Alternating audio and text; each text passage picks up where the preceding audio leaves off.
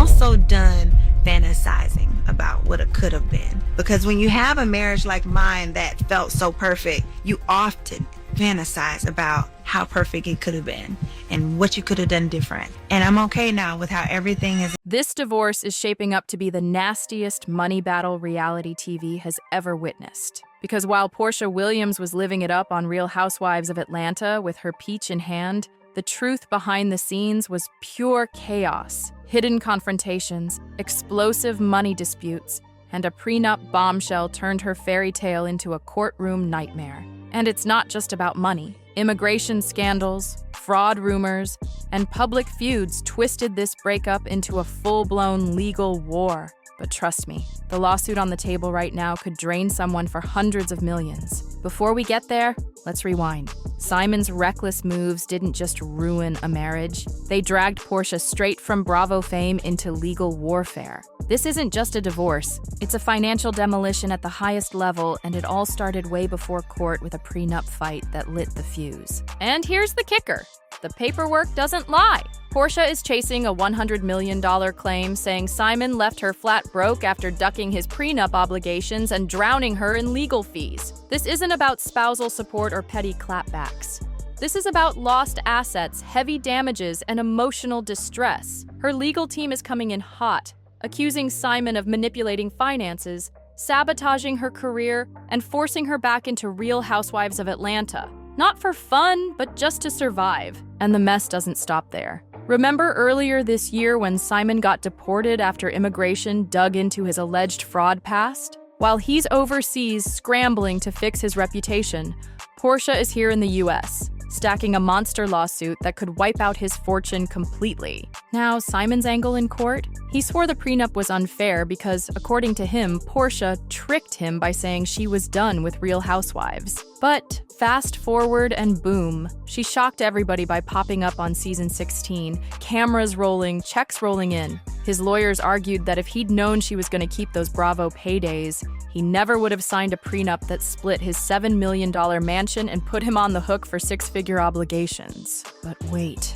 here's where it gets wild. Simon even claimed Porsha straight up lied about quitting the show, but the judge didn't buy a single word of it. The court enforced the prenup exactly as written, locking Simon into paying $40,000 a month in alimony for 15 months, covering all her legal fees, securing her Rolls-Royce, and even letting her stay in that $7 million mansion until 2027. Do you regret marrying her?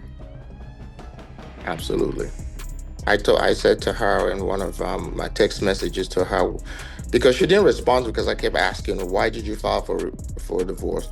And she wouldn't say anything. Now, to the average person, that sounds like a massive win, right? But here's the reality. When your lifestyle costs six figures every single month, $40,000 barely scratches the surface. And that's exactly why Porsha is now coming back even harder. I later figured out this felt like a coup. Doubling down with a $100 million lawsuit that could change everything. Porsha's lawyers say Simon didn't just leave her broke, he planned it. But just when it looked like the prenup fight was the climax, his immigration scandal exploded and made the whole mess even uglier. Remember earlier this year when ICE scooped Simon up? He wasn't just detained, he was deported straight back to Nigeria. And no, this wasn't a minor paperwork slip-up. Actually sent her a text message. I said this was a $5 million rehab project that I took on. His name had already been floating around for years, tied to whispers of credit card scams and shady bank fraud, and court filings back those whispers up. Now, picture this. You're standing in divorce court trying to argue you didn't cheat your ex financially, while at the exact same time, TMZ and Page 6 are plastering your face all over the internet connected to deportation and fraud. That's a nightmare headline, and it didn't stop there. Simon was still busy posting petty shots on Instagram, while his reputation was already sinking on its own. For Porsha's legal team, it was Christmas morning. They didn't even have to stretch. All they had to say was, "Judge, this man can't even stay in the country. How can we trust him with money or contracts? Case closed." And here's the truth. Judges are human. They read headlines, they scroll news feeds, they see the mess. So while Simon was overseas scrambling to fix his image, Porsha was in court stacking paperwork, painting him as broke, shady, and a danger to her peace of mind. Day one, for financial reasons. Getting engaged in 30 days, I mean, who does that? I was out of my goddamn mind to have done that. And of course, I'm paying dearly for it. That's why this immigration scandal isn't just gossip. It's the kind of dirt that makes her $100 million lawsuit sting harder. She's not just saying he broke her heart, she's saying he wrecked her finances and her name. But instead of laying low, Simon came swinging. He fired back with his own federal lawsuit, accusing Porsha of defamation and demanding $500,000 in damages. And guess what it was based on? Instagram posts where Porsha hinted her ex might be struggling in the bedroom. Yes, he really dragged erectile dysfunction into a federal courtroom. Most people would have laughed this off as messy reality TV shade, but Simon's lawyers swore those posts cost him big money. In their words, these posts were intentionally crafted to imply Mr. Gobadius suffers from this condition, casting him in a humiliating light. They even argued it ruined business deals and sponsorships worldwide. But let's keep it real. How is a man's bedroom performance tied to global business opportunities? Unless Simon's getting paid for it, that claim sounds weak. Porsha's lawyers weren't buying it either.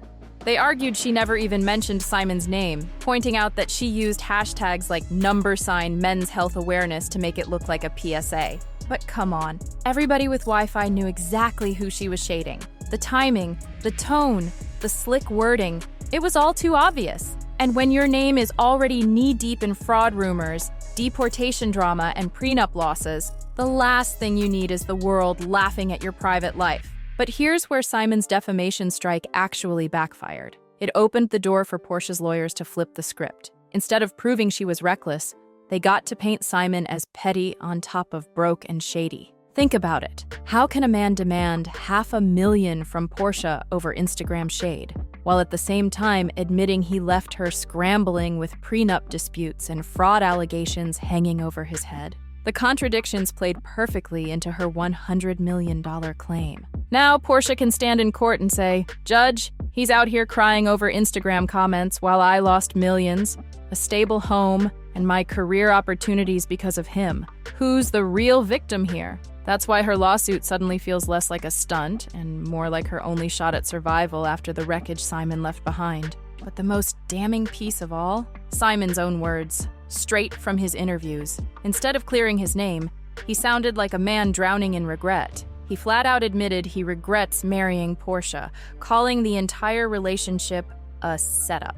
He swore he was targeted for financial reasons and claimed he was blindsided by the divorce. In his own words, "I kept asking, why did you file for divorce?" And then he went even further. Simon said he felt vulnerable after splitting from his last wife, but then he turned around and called Porsha a $5 billion rehab project. Wait, what? How can you call yourself blindsided and at the same time label your ex-wife a financial project? That's the kind of contradiction that sinks credibility. And it's exactly the kind of fuel Porsha's legal team is using to keep the heat on him in this $100 million war. So are you the victim, or are you out here treating her like a broken-down house? Simon tried to flip the narrative, but the contradictions in his own words made his whole story sound shaky. He even admitted that when Porsha slid into his DMs praying for him, just 30 days later they were already engaged. His exact words? "I think it was targeted. I was targeted from day one for financial reasons." Getting engaged in 30 days? Who does that? "I was out of my god-dark mind to have done that. Of course I'm paying dearly for that." Now let's break that down. That infamous rehab project line says it all. It shows how Simon really saw this marriage. To him, Porsha wasn't just his wife. She was a project he threw money into, like remodeling a house that turned into a money pit. But instead of painting him as a victim, his own words made him look like he never saw Porsha as a partner. He saw her as an investment gone wrong. And that's exactly the kind of attitude that strengthens her $100 million lawsuit. She claims Simon was controlling, manipulative, and weaponized money in the relationship. Well, when you admit you rushed into marriage out of your mind and called your wife a financial rehab job, you're basically handing her lawyers ammo on a silver platter. So yeah, Simon's interviews let him play the blindsided card, but in reality, it just makes Porsha's case stronger. Her legal team can stand in court and say, look, he never even saw her as a wife.